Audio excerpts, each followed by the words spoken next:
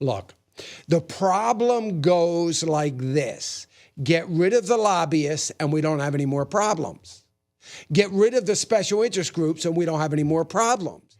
The beauty of what Ronald Reagan did was he made it mandatory to have a certain amount of money cut out of the government.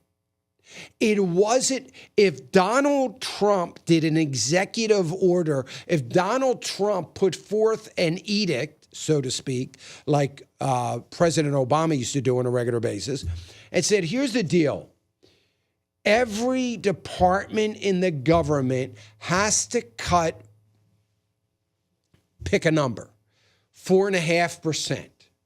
The only department in the government that's exempt from that is the Department of Defense. They don't have to cut anything. But everybody else has to cut 4.5%. It's not optional, it's mandatory. And by the end of this fiscal year, that has to be done.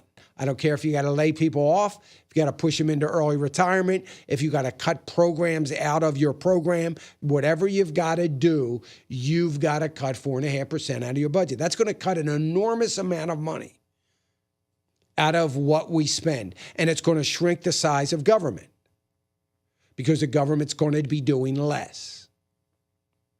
Here's the real beauty of it.